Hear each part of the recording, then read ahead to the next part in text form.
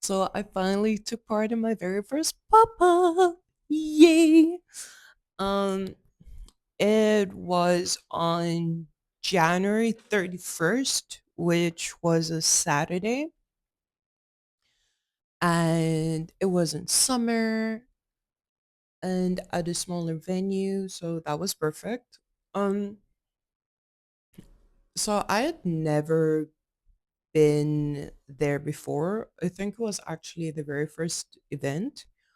Um, but I really wanted to have a chance just to see what my booth display and everything would look like. Because up until now, I had been preparing more for like outside markets, like with gazebos and stuff like that, because the few that I've attended, I was like, yeah, no, like the crowds kind of freak me out. And if it's outside, it's not that bad. And also like Renaissance fairs, fantasy related stuff, craft fairs, all of those are usually outside. However, now that I've figured out my path is that of a comic book artist, illustrator, yeah, I know it should have been obvious, but it wasn't. Uh, I realized that I messed up really bad. See, those things are all indoors and not outside. Like, I have been preparing the whole time. So I was like, all right, I need to see how my displays and everything that I've been working on so far would actually work on a smaller scale and inside. Um, so I applied. Now, just to bring it into perspective, I have been assembling like booth display stuff and props, all of these things since 2025. Just because I was like, yeah, okay, cool. I need to actually get people to see my stuff. The first thing I did was trying to find an aesthetic because I was like, I didn't just want to do bright colors because I'm not just making art.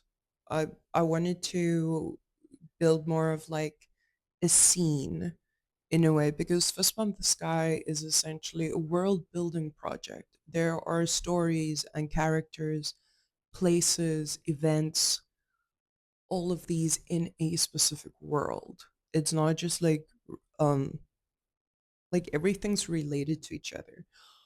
So I was like, all right, the main or one of the main parts of Fist Bump the Sky is the series of art books I've been creating that together creates the series known as the Fantastical Encyclopedia of the Imagined World of Fist Bump the Sky.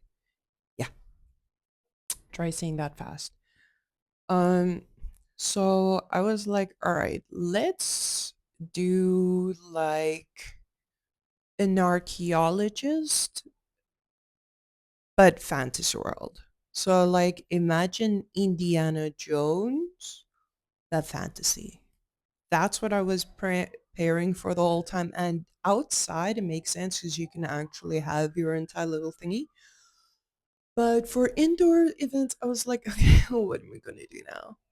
So I needed a test run, which is why I decided to sign up for a pop up. That doesn't really have anything to do with what I'm doing.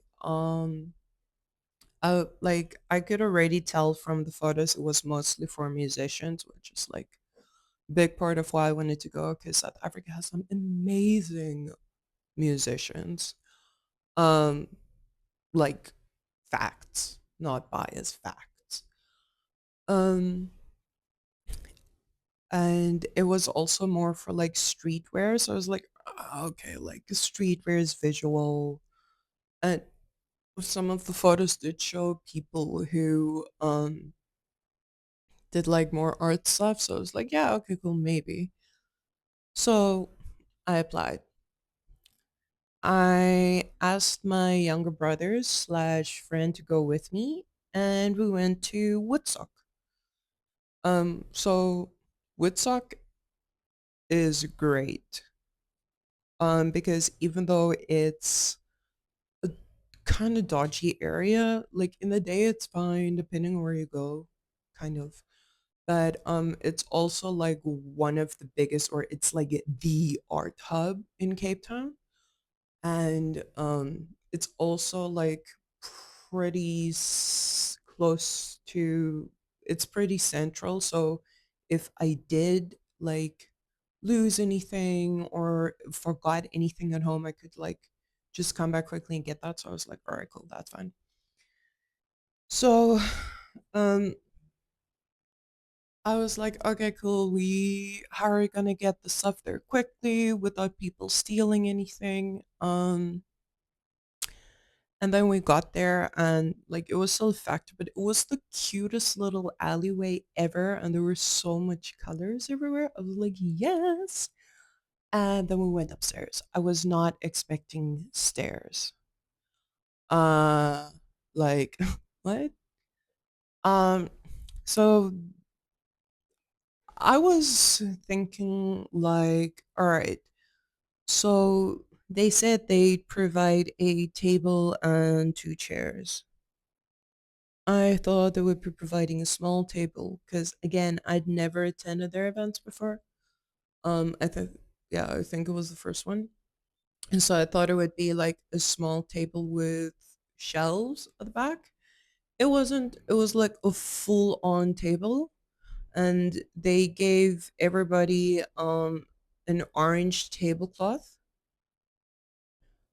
So I I did ask them if I could use my own tablecloths, but they were like, it's more kind of like for their brand color. So I was like, okay, so you're representing the event more than like the artist. I don't really have a problem with that, but that's fine. Um, Now not having a table with shelves, it kind of like messed me up though, because otherwise I would have um taken my other shelves, but I did not. But it's fine because I like we still put everything there. The other thing was that they said we could bring anything, so I was like, okay, cool. I'm gonna bring my that frame thing. What do you call it? Clothing rack. Yeah. To I got these. Uh, Wait. Let me actually show you guys. I can't find it right now, but it's like a normal hanger, but on the front part is like a little bowl, so you hang things like that. Um, However, with the so the clothing rack was initially going to be next to the table, but there wasn't space. So that had to go behind the table, which means that you couldn't really see the tote bags. So we moved some of them to the front. So for the display, everything had space on the table and all of that. Um, but I realized that I made a rookie mistake, and that was not to have enough height. For the event, like I was thinking about that, but it wasn't really a big deal because it was like insanely small, a lot of fun, but really, really small. So it was like having that much height doesn't really make any sense then. And also like nobody else there had height. Um, but yeah, and then also realized that aesthetic. So that's the one thing I need to work on moving forward. Um, okay, wait. So basically, so after the event, I realized that these are the things I need to change for the upcoming ones. Um, most of the events and locations I'm gonna have to be doing in the future, except for like a few Renaissance fairs, but like I told you guys, um, is gonna be inside. So I need to figure out how to create the same aesthetic, um, on a table and inside, maybe with a backdrop. So, yeah, how to make the vibe smaller, what to do with the backdrop, and then height. Like it was such a rookie mistake. Myself like really didn't have much height. Um, but like it wasn't that much of a problem because, well, it wasn't actually a problem at all because the event was really small. But definitely moving going forward, height. Which is one of the first things you'll hear people say on like how to set up for a booth. Mm. Um, and then the other thing I realized was that some of my display stuff need to change, like what I did with the buttons. So I put all of the buttons on this like old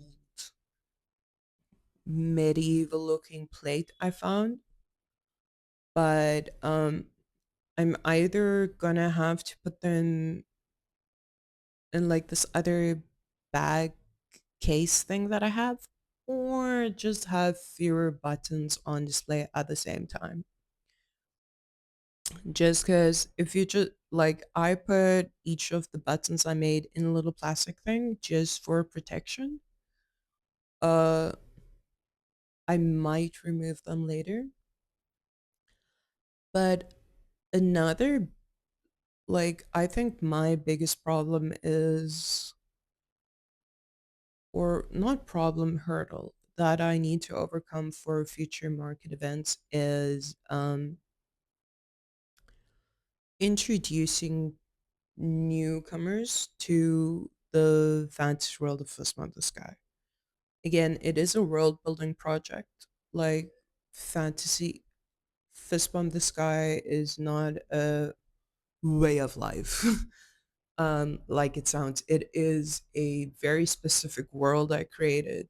There are stories, um, art books, characters, all of these about this very particular world.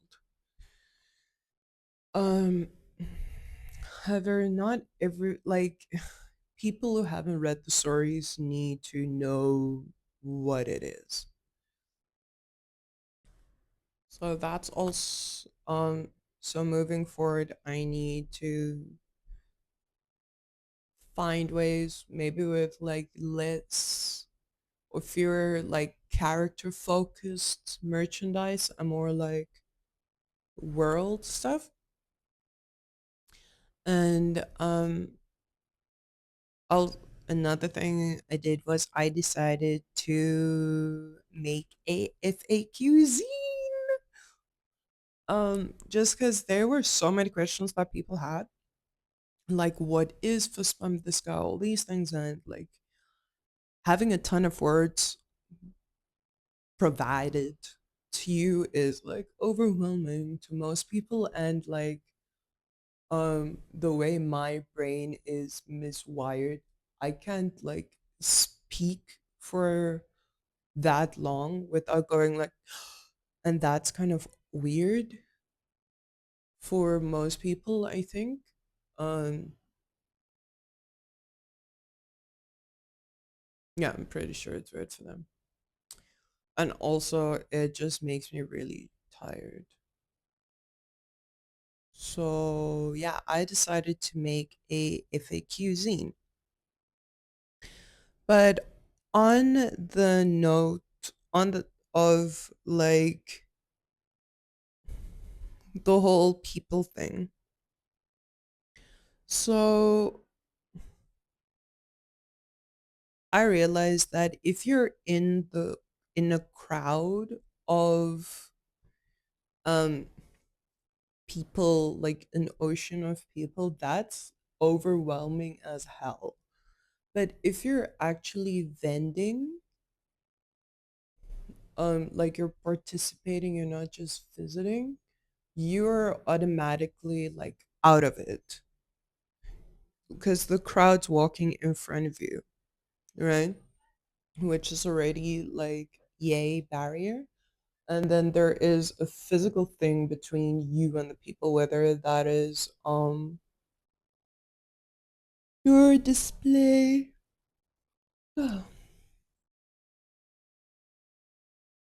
whether that's your display or the table or what have you. There's like a physical barrier as well. So it's actually not that bad. I did need 2 days of recovery after. Again, because of how my brain works. So annoying. But it is what it is, huh? Um, but except for like the fact that there is a barrier, it's not actually as scary as I thought it would be. Get yourself a charismatic helper. Like obviously, like every single video, every person you're ever gonna ask is gonna be like, get a helper for sales, right? Selling stuff, managing money, putting things up, taking things on. That's like obvious. For that, you can kind of ask anyone.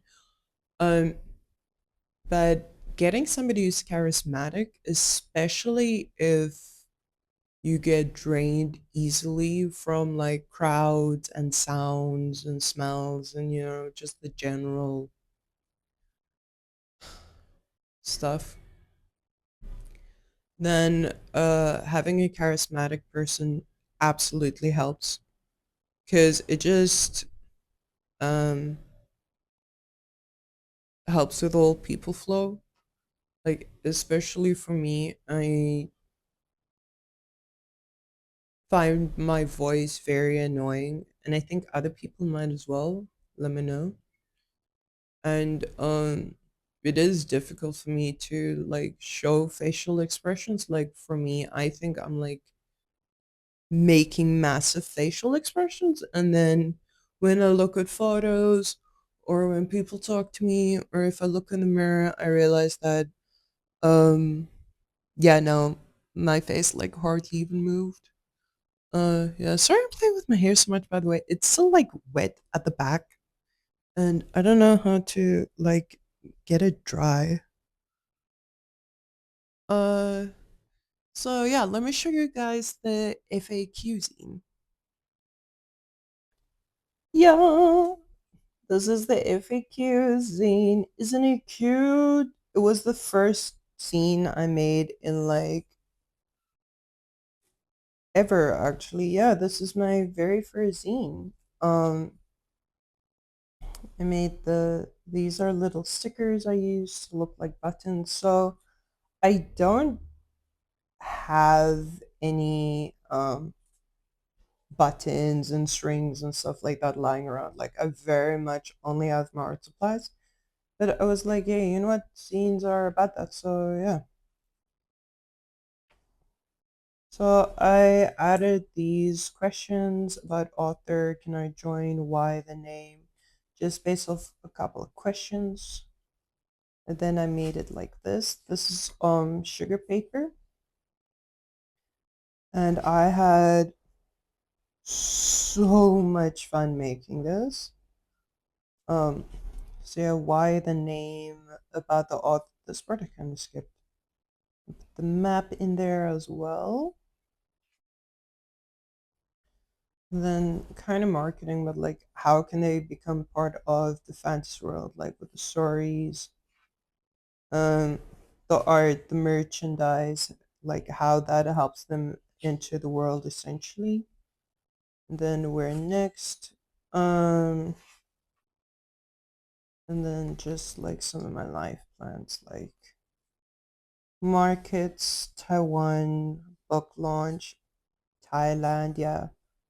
Hong Kong Expo, New Series, Convention, Exhibition. Yeah, Taiwan, Thailand, and Hong Kong are my top three places where I want to exhibit in the future. So yeah, hopefully it goes well. And then I just told them like hope this answers everything, and if it doesn't, then they can ask me. So yeah, that was my FAQ zine. Hope you guys like it. And yeah, that's it for me. Okay, bye guys. See you in the next video.